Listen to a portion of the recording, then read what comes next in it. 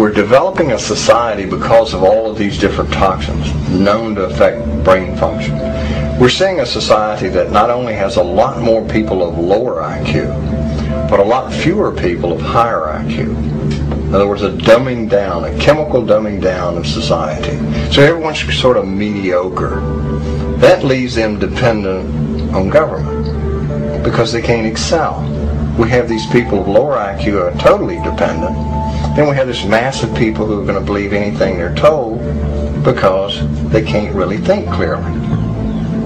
And very few people of very high IQ who have good cognitive function who can figure this all out. And that's what they want.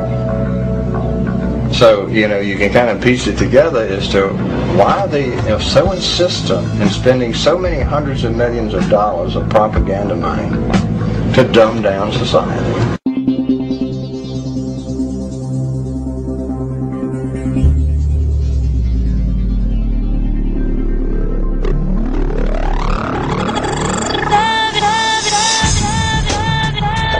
The world faces an enormous food crisis right now.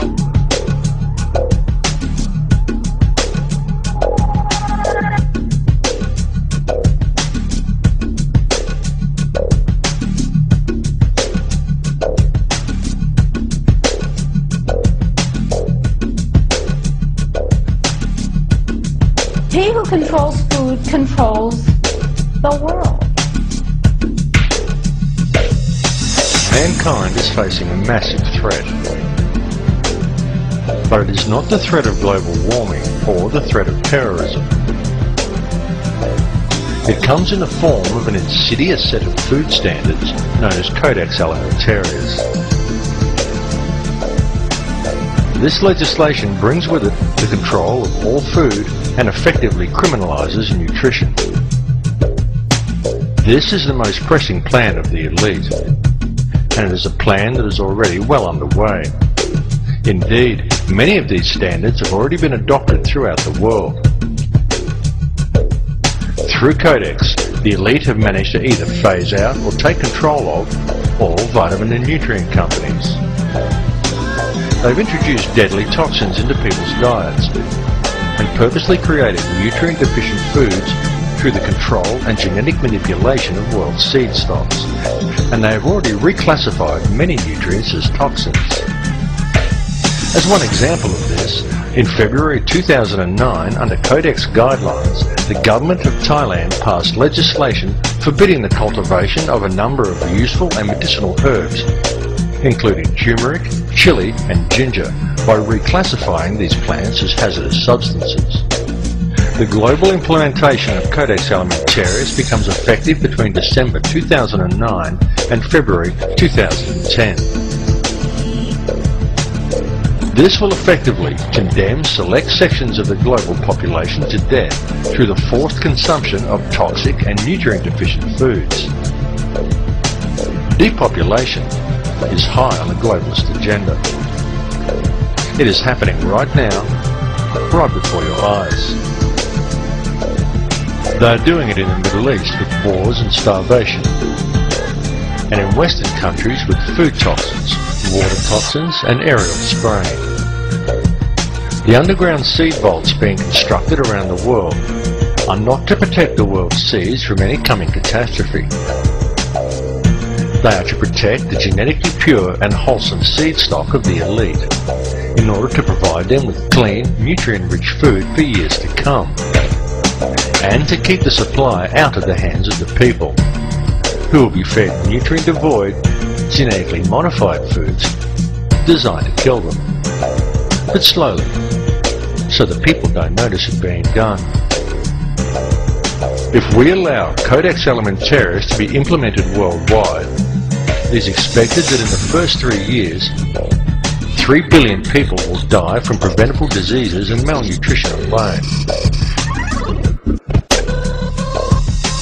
Please understand that this is a plan to depopulate at least 80% of the world, and that most likely includes you. And no, this is not a joke, and it is not some wild conspiracy theory. It is the absolute truth.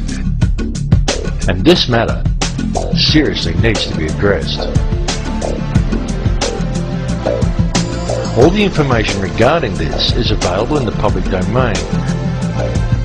Though of course, you are not hearing it being reported by the mainstream media, due to the simple fact that the money cartels who are implementing the plan own the mainstream media. There are an enormous amount of people who have been trying to warn you about this, but the people are kept distracted by any and every means conceivable to distract them. Distracted by taxes, by sex, by crime, by media propaganda, by sport, body image, fashion, meaningless celebrity gossip, by war, the threat of terrorism, global warming, by TV, and more TV.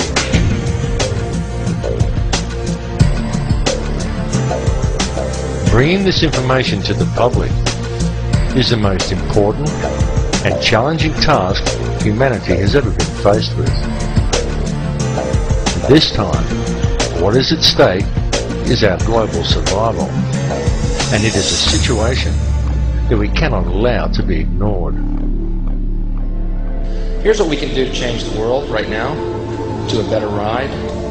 Take all that money we spend on weapons and defense each year and instead spend it feeding, clothing, and educating the poor of the world, which it would many times over, not one human being excluded, and we can explore space together, both inner and outer, forever in peace.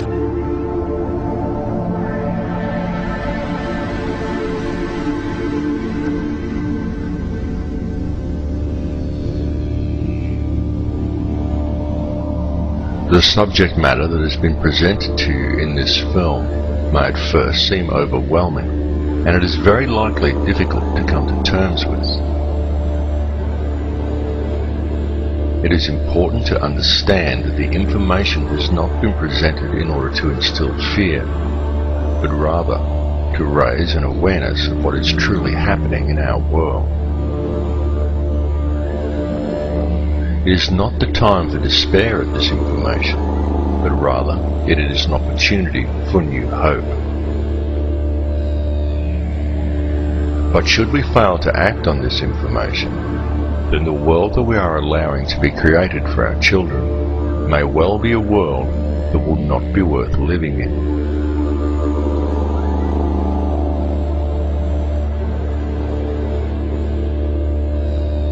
The reality is that this world does not have to be this way at all. It does not have to be heading in the direction it is heading. People do not have to live in a never-ending sea of self-generating debt. Wars do not have to be fought. And children do not have to starve.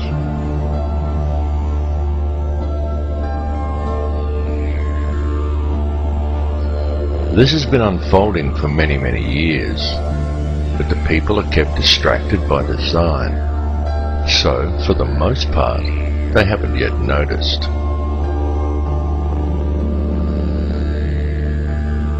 Whatever your perception of this reality is, you need to understand that a clear and present situation exists on this planet.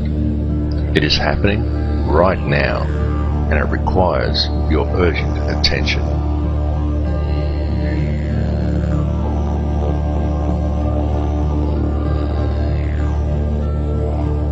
Can you see how this is being done? Can you see the reality that we have been collectively taught as whole societies to ignore everything around us and to focus our attentions on the collecting of as much money as possible from either working for or profiting from another human being, and then to use it to buy as many baubles and trinkets as we can in order to gain more status in our society. And we have been convinced by television that such pursuits are actually the meaning of life.